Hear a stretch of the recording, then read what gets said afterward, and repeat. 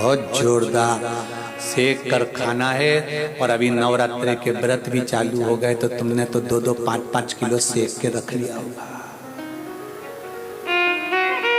5-5 kilo सेक के रखा होगा कि अब कौन कथा में भी जाऊं और फरियाल भी बनाऊं और सबके खिलाऊं। एक तो ये महाराज ने भी ऐसे टाइम कथा दी नवरात्रा में, ये महाराज के सूझनी पड़ी गई कि नवरात्रा में मंदसौर में कथा दे रही। अब देवी जी की सुबह पूजन करूं, जल्दी जल्दी फरियाल बनाऊं और आधा लोग रोटी खाए ने आधा फरियाल खाए, और पहले जल्दी से फरियाल बना के बना बुनू के धर के इसके बाद इनकी रोटी का नंबर लगाऊं, और इधर से बच्चों को स्कूल भी भेजना, फरियाल भी बनाना, फिर इसके बाद पूरा घर का फैलारा उठा के फिर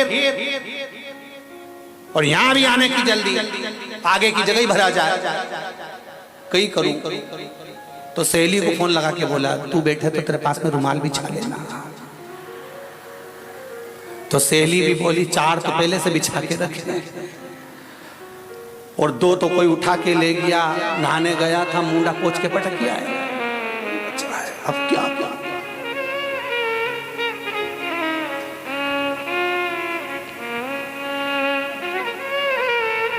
सुख कहा।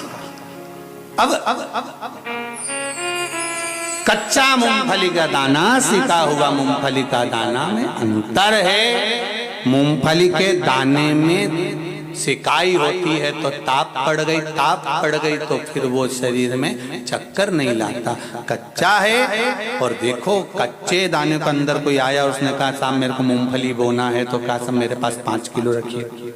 उसने ला के दी, तो उसने कहा ये तो सीखी हुई है। तो क्या सीखी हुई कोई जमीन में अंकुरित होएगी? सीखी हुई जमीन में पैदा होएगी क्या? ये तो सीख गई, ये किसी काम की नहीं, ये तो खाने के काम के सिवा किसी काम की नहीं। कच्ची मूंगफली का दाना होगा, जमीन में डालेंगे अंकुरित हो जाएगा। शिव महापुराण की कथा कहती है, कच्चा चना, कच्चा चावल, कच्चा दाना अंकुरित हो सकता है, सिका हुआ नहीं। उसी तरह सनातन धर्म में निवास करने वाले व्यक्तियों से निवेदन है, घर में बच्चे जब तक कच्चे रहें, छोटे रहें, इन्हें सनातन हिंदू धर्म का ऐसा बल दे दो कि ये अंकुरित हो जाएं। अगर सीख गए तो किसी काम के नहीं, ये दाने फिर सीख गए तो किसी काम के नहीं है। सीखने के बाद किसी काम के नहीं, लोगों ने सेक दिया इनको। कोई कहे हमारे आ जाओ, कोई कहे इस धर्म में आ जाओ, कोई कहे उस धर्म में आ जाओ, कोई कहे क्या करोगे मंदिर जाके, 1 लोटा जल चढ़ा के क्या करना तुम्हें शंकर जी के मंदिर में, क्या रखा है सनातन धर्म में। लोग तोड़ेंगे, परंतु नहीं साहब, अंकुरित कच्चा है, इसको अंकुरित करने के लिए सबसे बड़ा बल है कि अंकुरित जब ही होगा जब ये छोटा रहेगा, इसमें अंकुरता उत्पन्न होगी। अंकुरता शिव पुराण कर रही है, भगवान शंकर का संवाद कर रहा है, शिव महापुराण की कथा कर रही है, शिव तत्व कर रहा है। देवराज अपने विचारों को, विचार के आनंद को पा रहा है कि मेरी माता ने जो दान करा उसका फल मुझे मिला, बेलपत्री के वृक्ष के नीचे मरा उसका फल मुझे मिला। उसी तरह अहंकार के कारणवश में भगवान के द्वार नहीं जा सका। कई लोग ऐसे हैं जो अभिमान में फूले रहेंगे और उनके मन में आएगा मैं काय को जाऊं, मुझे क्या करना, क्यों जाएं, हम जाएं तो हमें वीआईपी व्यवस्था चाहिए, पास चाहिए, ये चाहिए, वो नहीं।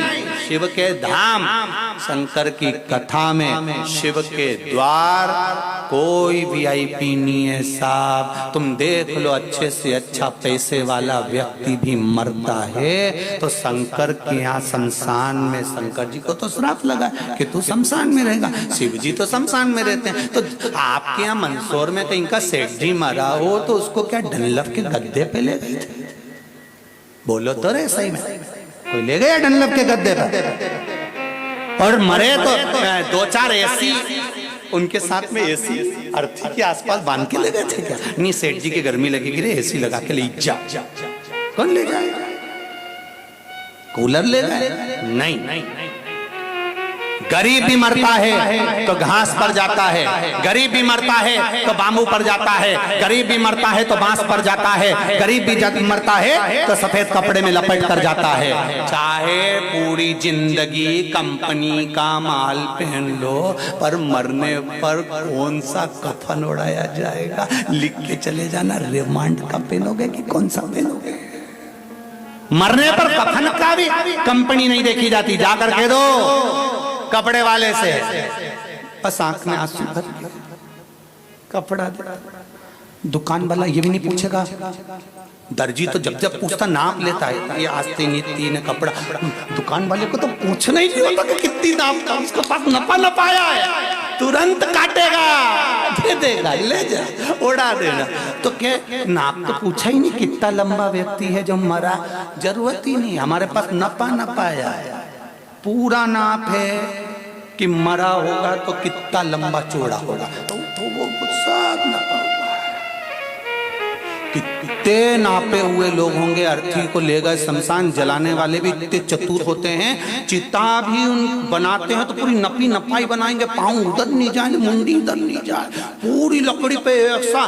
तो कितने चतुर जलाने वाले भी, कितने, विचार तो करो कि कितना नापा होगा तुमको जन्म से लेके आज तक, कितना नापा रे, बताओ। चिता भी बनाई और लकड़ी भी तुम्हारे बल की लाए। उन्होंने कन्नी रे दो पाँव के पास अच्छी जोरदार हो, कोई का पाँव गणा मोटा है तो कि इसका मुंडा बड़ा है तो इसके पांच दर्द हो। फिर किया है, खूब आंख से भटर देखा, कभी मंदिर में दर्शन करने नहीं गया, दिन भर मोबाइल चलाया ना, व्हाट्सएप देखा, तो कि आंख पे कपूर लग के आग लगाओ रे, तो मुर्दा के आंख पे कपूर धर दिए, बड़े बड़े लगा हुआ। तो क्या अब इसका मुंडा कई करे, तो क्या कई मत करो, इसके मुंडा में गूगल और जो मसाला बनाया है नी, जो तिल का, वो मुंडा में भर दो, मुंडा में भर दिया। पहले घर से गया तो दही पेड़ा भरा, घर के लोगों ने बहुवन रोक रोक के भरी, ससुर जी, अम्मा, ससुर,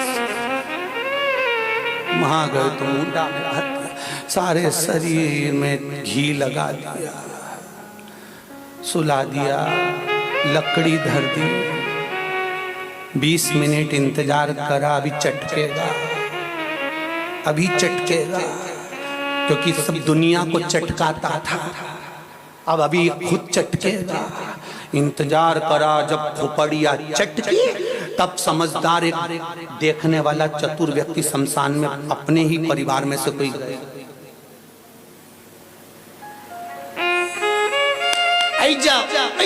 चटक गया।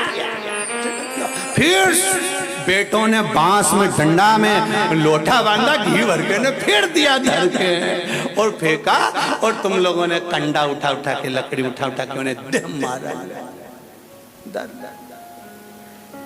बस इतनी सी जिंदगी है, और कितना ही हंस लो, चाहे सियोर वाला महाराज होए, चाहे मंदसौर वाला तुम हो, चाहे आस्था वाला, चाहे फेसबुक यूट्यूब वाला, अपनी भी ऐसी गति होना है दादा। इसलिए शिव जी का नाम जप लो तो वो वहाँ पर संभाल लेगा, इससे ज़्यादा कुछ नहीं होने वाला। अंत समय प्रभु आना पड़ेगा, वचन दिया तो निभाना पड़ेगा, आए ना आए प्रभु कुटुंब कबीला, अंत समय प्रभु आना पड़ेगा। अंत बिंदु बड़ा विचित्र है, उसको संभालना, उसको संभलना, उसको जानना बड़ा कठिन।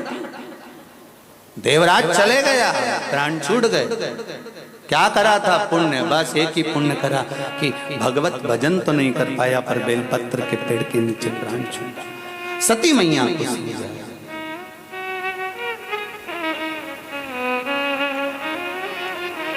महाराज सती मैया से, सती मैया के मन में जब अभिमान,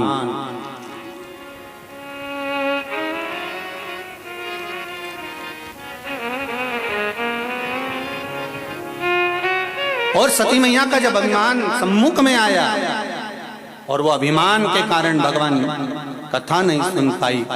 कथा में आप जिस भाव से बैठे हो, जितने लोग आस्था पर सुन रहे हैं, जितने फेसबुक यूट्यूब पर सुन रहे हैं, जितने इस मंदसौर की पावन धरा पर सुन रहे हैं, ध्यान से सुनना। जिस भाव से बैठे हो, जो मन में कामना लेकर बैठे हो, वो कामना पूरी होती है। सती मैया के मन में आया कि मेरी शादी होने के बाद मेरे पति भगवान देवाधिदेव महादेव मुझे कुंभज बाबा की, अगस्त ऋषि की कथा सुनाने लाए। इससे तो ये शरीर जल जाता तो अच्छा था।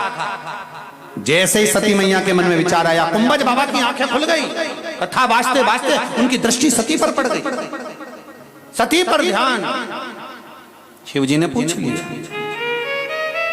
शंकर भगवान ने पूछा, आपका ध्यान ये सती पर कैसे चले गया? एकदम कथा बाजते बाजते किसी एक व्यक्ति पर तुम्हारी दृष्टि चली कैसे गई? क्या हुआ? हुआ क्या? ऐसा होता क्या? कारण क्या बना? तो कहा मैं बताऊंगा जरूर, बोले ना। सती मैया ने कहा मेरे को जल पीना। सती मैया उठकर गई। बाबा देवाधिदेव महादेव ने पूछा हुआ क्या? तब कहा, सती मैया ने कथा सुनते समय मन में आ गया कि शरीर में आग लग जाए तो अच्छा। शिव जी पूछते हैं अब क्या होगा? कुंभज बाबा ने कहा, कथा में बैठकर जो मांगोगे, कथा कथा नहीं होती। मेरा देवाधिदेव महादेव जब तक व्यासपीठ पर बैठते हैं तब तक देवाधिदेव महादेव तुम्हारे सामने होता है। इसलिए जो मांगा वो मिला। सती को अब जलना पड़ेगा, ये निश्चित है। तो देवाधिदेव महादेव ने कहा, सती ने तो मांगा कि मुझ में आग लग जाए, शरीर मेरा जलेगा। मैंने क्या मांगा आपको मालूम है? कुंभज बाबा ने कहा, भोलेनाथ आपने राम जी का दर्शन मांगा है और यहाँ से कथा सुनकर जाओगे तो राम का दर्शन तुम्हें होगा, ये पक्का है। जो कथा में बैठकर भगवान से आराधना कर कर स्नेह वश जो कहा जाता है, मेरा शिव उसे स्वीकार करता है। शंकर सुनता है। गए देवाधिदेव महादेव, बीच में राम जी का दर्शन हुआ। सती मैया दक्ष प्रजापति क्या पहुंचकर जलकर भस्म हुई। जैसा हमने विचार करा, इसलिए निवेदन है हमें किसी दूसरे के लिए या गलत नहीं मांगना कि उसका ऐसा हो जाए या उसका वैसा हो जाए। कथा में जितनी देर बैठो उतनी देर भगवान से प्रार्थना करना, हे भोलेनाथ बस कृपा करना, आपकी कृपा दृष्टि बनी रहे। हे पशुपतिनाथ, कुबेर भंडारी, हे कुबेरेश्वर महादेव, हे करुणा करने वाले महाकाल राजा, कृपा करना, आपकी दया कि देना हो तो दीजिए जन्म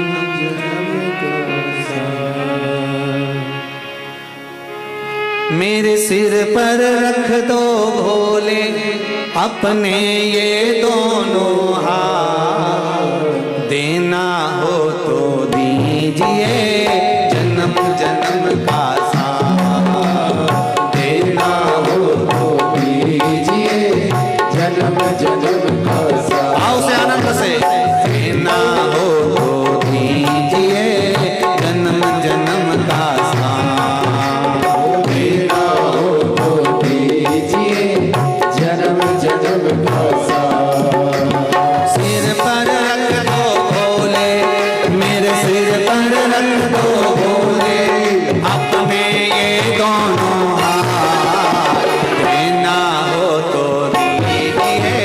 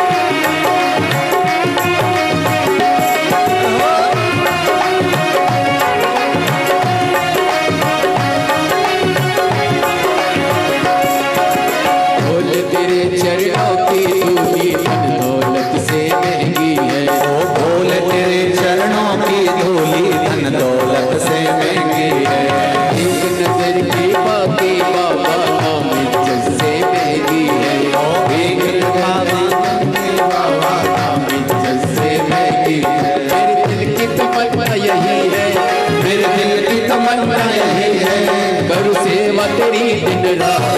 ओ देना हो तो दीजिए जन्म जन्म का, देना हो तो दीजिए जन्म जन्म का साथ। बड़ा एहसान होगा तेरा, एहसान होगा, बड़ा एहसान होगा, बड़ा एहसान होगा तेरा, एहसान होगा, बड़ा एहसान होगा, हमारा एहसान होगा। मेरे सिर पर रख दो भोले, मेरे सिर पर रख दो भोले, मेरे सिर पर रख दो बाबा, मेरे सिर पर रख दो बाबा, अपने ये दोनों हाथ, देना हो तो दीजिए, देना हो तो दीजिए जन्म जन्म का साथ। अरे देना हो तो दीजिए जन्म जन्म का साथ, देना हो तो दीजिए जन्म जन्म का साथ। बड़ा एहसान होगा तेरा, एहसान होगा, बड़ा एहसान होगा, बड़ा एहसान होगा, बड़ा एहसान होगा तेरा, एहसान होगा, बड़ा एहसान होगा, बड़ा एहसान होगा, बड़ा एहसान होगा तेरा, एहसान होगा, बड़ा एहसान होगा, बड़ा एहसान होगा। हार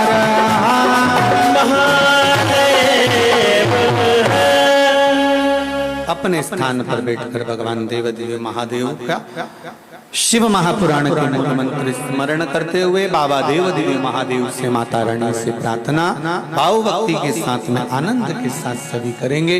भाव के साथ में मंत्र स्मरण। श्री शिवाय नमस्तुभ्यं, श्री शिवाय नमस्तुभ्यं, श्री शिवाय नमस्तुभ्यं, श्री शिवाय नमस्तुभ्यं, श्री शिवाय नमस्तुभ्यं। भोला सब दुख काटो ओ भोला सब दुख काटो,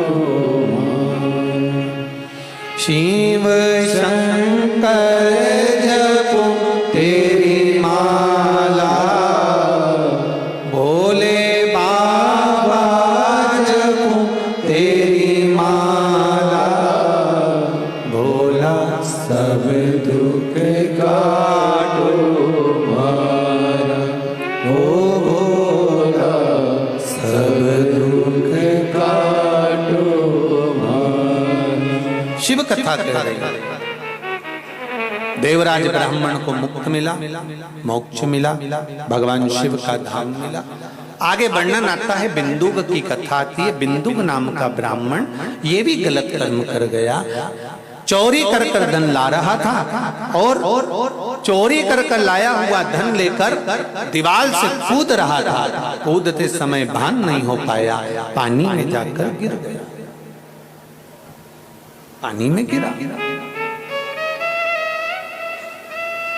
ये मनुष्य का जो शरीर है, मानव की देह है, एक तो मिलती बड़ी मुश्किल से और बड़ी मुश्किल से मानव की देह मिल भी गई।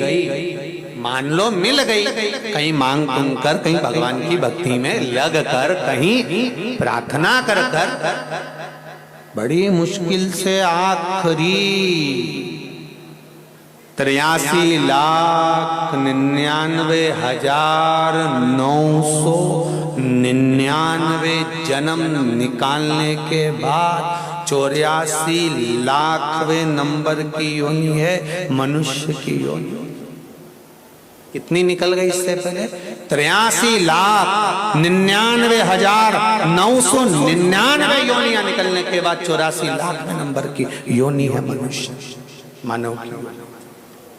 सोचो इससे पहले कितना कितना बने होंगे, कहीं जू बन गए, कहीं खटमल बन गए, कीड़ा बन गए, इल्ली बने, झिंगूर बने, सब बने। कई लोग अभी अशोकनगर कथा थी तो वहां पर भी कहा था, एक प्रसंग आप लोगों ने सुना होगा कि किसी ने प्रश्न किया था कि ये इसमें इतना गुस्सा क्यों है, ये इतना बड़बड़ क्यों करे, ये गाली क्यों रहे, ये हर बात में काटने क्यों जोड़ तोड़े। तो अशोकनगर की कथा में तर्पण शिव महापुराण में भी एक बात कही थी कि हींग किसी भी डब्बी में रख दो, हींग की डब्बी में हींग की खुशबू बदबू आ जाती है। डब्बी को 50 बार धो लो तो भी हींग की खुशबू रह जाती है। तो जो हम पूर्व में थे, हम जैसे थे, तो उसका थोड़ा ना थोड़ा गंध इस मनुष्य के शरीर में जरूर आ जाता है। जब हम किसी को एकदम खाने दौड़ते, चिल्ला के दौड़ते, तो समझ लो पूर्व में हम कुत्ता थे, तो आज भी वो थोड़ी सी गंध रह गई, इसलिए जरा जरा सी देर में छू हो जाए, जरा सा।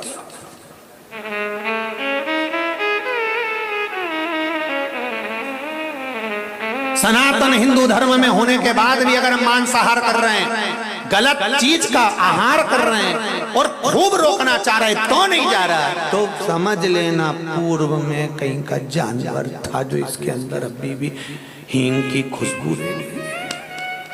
वो हींग की खुशबू है।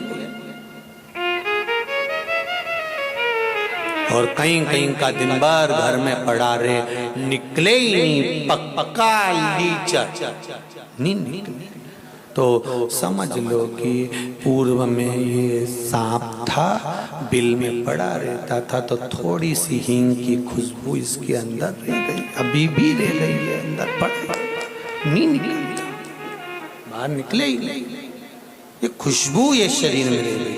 थोड़े थोड़े अवगुण हमारे शरीर में पुराने समय के रह गए हैं, इसलिए कहा हींग की डब्बी को धोते रहो, धोते रहो, धोते रहो। कोई अच्छा एक आध बार कास्टिक सोडा मिल गया तो हींग की डब्बी की बदबू चली जाएगी, और कहीं का एक आध बार सियोर वाला महाराज मिल गया तो ये डब्बी तो धो के चले जाएगा, ये पक्का है, ये दम दम दम बदबू ही नहीं मारेगी। कहीं का मिल गया ना एक आध बार की डब्बी में बहुत बदबू, काम है, लोभ है, आसक्ति है, वासना है, तृष्णा सब भरी पड़ी है, इसको धोना है। तो धोने के लिए कहाँ जाएंगे, तो कहा मंदसौर नगर में कॉलेज ग्राउंड में शिव महापुराण की कथा हो रही है, चलो उसमें बैठो, घर छोड़कर परिवार छोड़कर 2 क्षण परमात्मा के द्वार जाकर बैठो। तो कहीं का के इतनी भीड़ में महाराज तो दिखे ही नहीं, मत दिखने दो, कोई दिखना जरूरी है, जहाँ उसके दरवाजे पर बस पहुंच जाओ, तेरे द्वार पर आना मेरा काम है और मेरी बिगड़ी बनाना तेरा काम। हम उसके दरवाजे तक पहुंच जाएं, फिर उसकी मर्जी है, वो संभाल लेगा, ये निश्चित है। पहुंचो तो जाओ, तो उसकी चौखट तक तो जाओ, फिर वो संभालेगा, उसके हाथ में।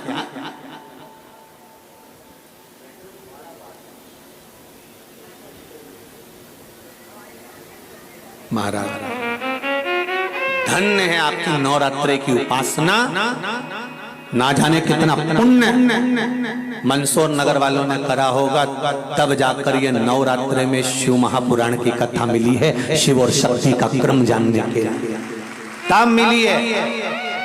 कितने कितने एक पत्र आया है, देखिए जरा क्या भाव उसने वर्णन करा है उसके पत्र का।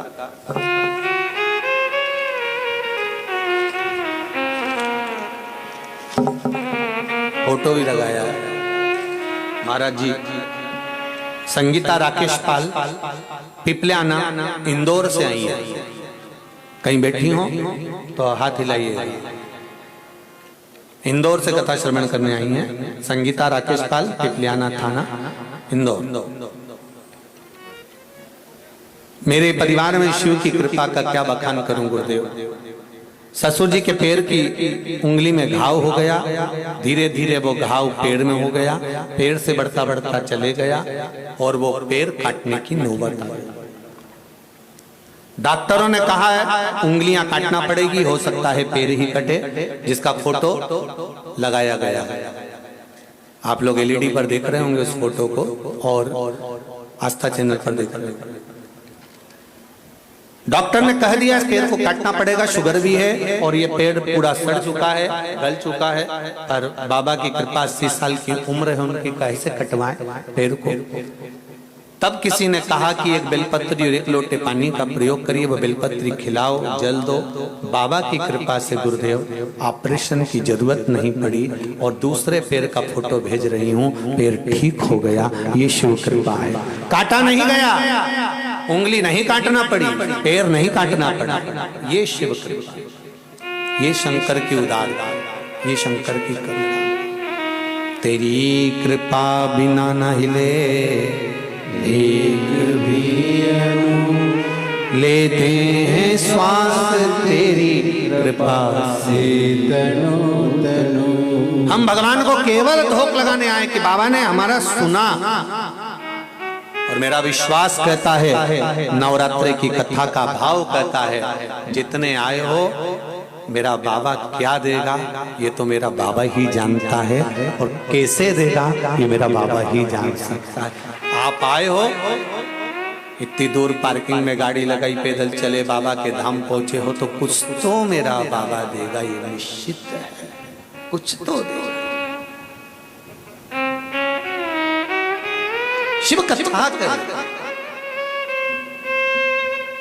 बिंदु पानी में गिर गया, 3 तरह से मरे हुए व्यक्ति का मोक्ष नहीं है, शिव महापुराण कहती है, श्रीमद् भागवत कहती है। पानी में डूबकर मरा हुआ, सर्प के डसे से मरा हुआ, स्त्री के हाथ से मरा हुआ, नारी के हाथ से मरा हुआ, ये 3 का मोक्ष नहीं है। स्वयं देवऋषि नारद ने भी भगवान ब्रह्मा जी से प्रश्न करा था कि 3 तरह से मरे हुए व्यक्ति को मोक्ष नहीं, पानी में डूबकर मरा हुआ, सर्प के डसे से मरा हुआ और स्त्री के हाथ से मरा हुआ। तो परीक्षित को सर्प ने डसा था, फिर मोक्ष कैसे मिल गया? तब ब्रह्मदेव ने कहा था, उसने देवऋषि नारद सुनो, श्रीमद् भागवत का रसपान करता रहा, नस नस में भागवत भरा गई थी। इसलिए शिव महापुराण कर रही है, 3 तरह से मोक्ष नहीं, फिर मुक्ति कैसे हो?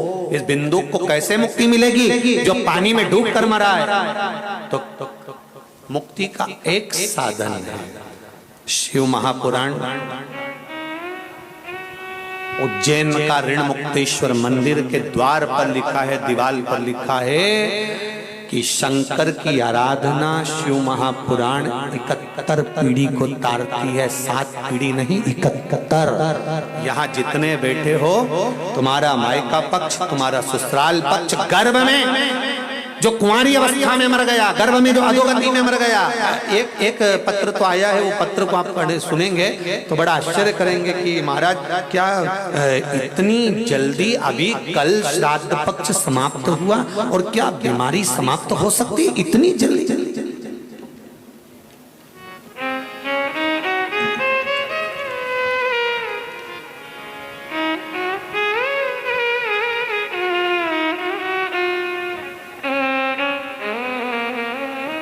मैं सुनीता गहलोत ग्राम लादूना से आई हूं, जो सीता मऊ के पास है। कहीं बैठी हो तो हाथ हिलाइएगा, जहां भी बैठी हो हाथ हिलाइएगा। कथा सुनने के लिए आई हूं गुरुदेव। क्या बताऊं, 14-15 साल से सांस की बीमारी थी, इतनी तकलीफ थी गुरुदेव कि अगर 10 मिनट भी चल लूं, किसी से बात कर लूं तो सांस फूलने लगती थी, हंस नहीं सकती थी, चल नहीं सकती थी। कभी तो रात को भी 1-2 बार पलटी लगाने पर सांस चल जाती थी गुरुदेव। आंखों में आंसू गिरते थे, मैं समझ नहीं पाती थी।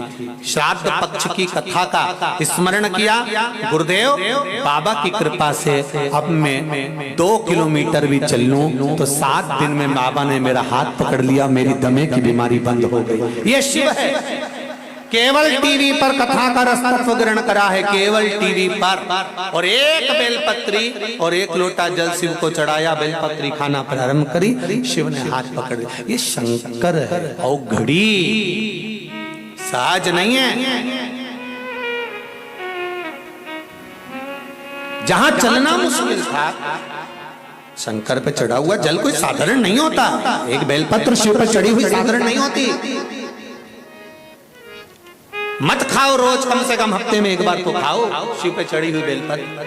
शुगर और बीपी बराबर, कैंसर जैसा रोग, किडनी, लीवर, ये सब अगर दिक्कत में भी है तो बाबा इसको आनंद से लगेगा। ये शिव का और औषधि मांग कर खाना, ये नहीं हमें भगवान शंकर का प्रसाद नहीं चाहिए, हमें शंकर भगवान से औषधि चाहिए। बाबा ये बेलपत्री हमें औषधि के रूप में दी।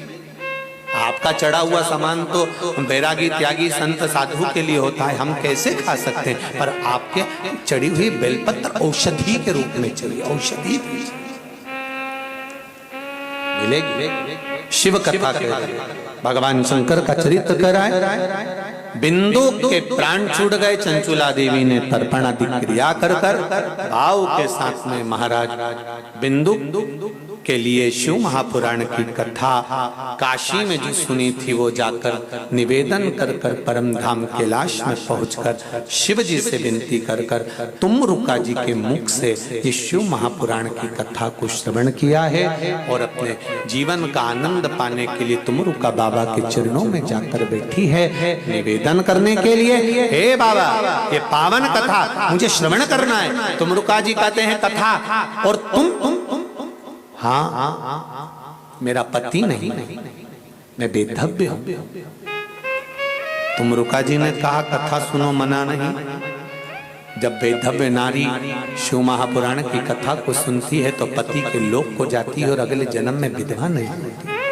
सौभाग्यवती नारी शिव महापुराण की कथा सुनती है, अखंड सौभाग्यता धारण करती है, पति के कंधे पर चढ़ शमशान तक जाती है और कुंवारी कन्या शिव महापुराण की कथा को सुनकर उत्तम वर प्राप्त करती है। जो पुरुष, जो बच्चे, जो जीवन का आनंद खाने वाले इस पावन कथा का रसास्वादन करते हैं वो सुख को पाते हैं।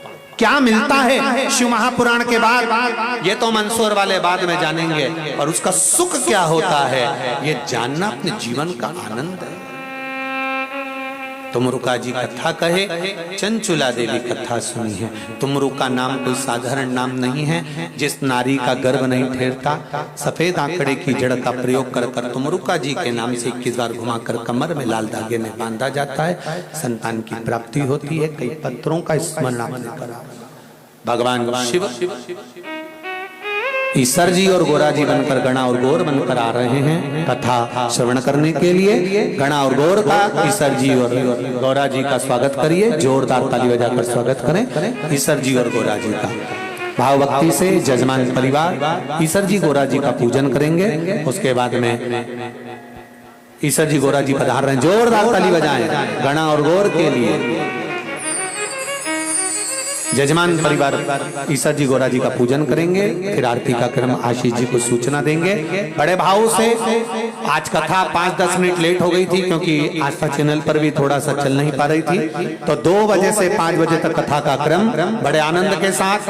आज पहला दिन विराम पर, 6 दिन बचे हैं। अधिक से अधिक संख्या का आनंद लेकर ये जीवन को लक्ष्य आनंद बनाकर भगवान शंकर की शरणागति में नवरात्रे में मंदोदरी शिव महापुराण कथा का रसास्वादन कर अपने जीवन को धन्य बनाइए। पशुपतिनाथ बाबा की ये पावन धरा का आनंद लीजिए। सभी को साधुवाद करते हुए आज की कथा को विराम देते हैं। हर हर महादेव। सूचनाएं आशीष जी।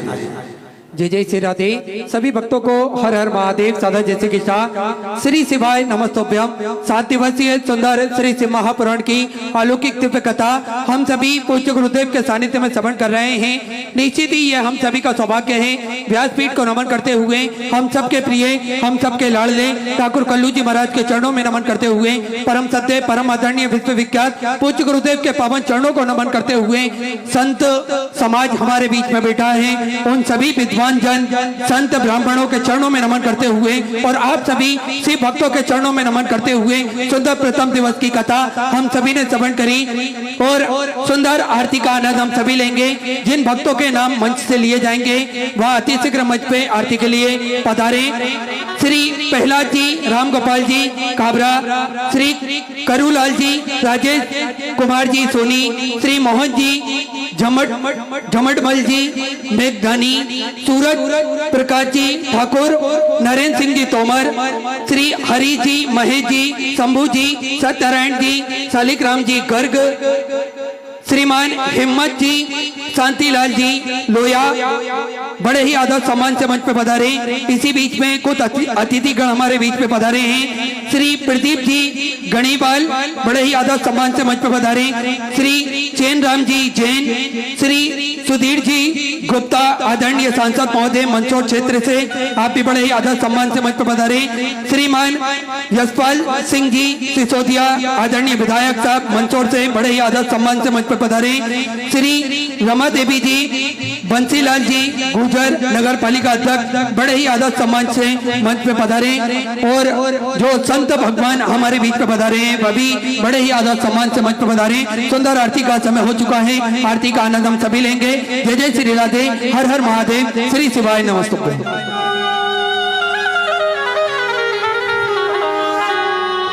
जय शिव ओंकारा बोले भज शिव ओंकारा, ब्रह्मा विष्णु सदा शिव बोले भोलेनाथ महाशिव, अवतारी धारा ओ हरे हरे हरे महादेव। एकानन चतुरानन पंचानन राधे, बोले पंचानन राधे,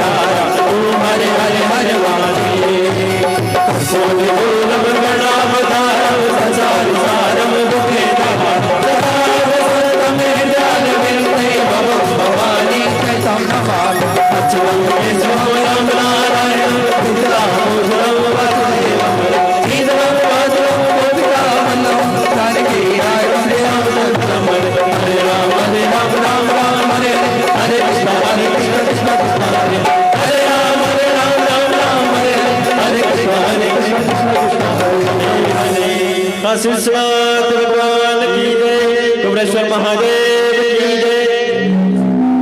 पुष्पैर्देवाभिवन्दनं पश्चातात्माभिवन्दनम् आरोग्यार्थं देवतं दद्यात् मन्त्रपुष्पाञ्जलिं हरिः ओम् यज्ञेन यज्ञमयजन्त देवास्तानि धर्माणि प्रथमान्न शन्नतेहनाकं महिमानः शचन्त यत्र पूर्वेशाध्याः सन्ति देवाः ॐ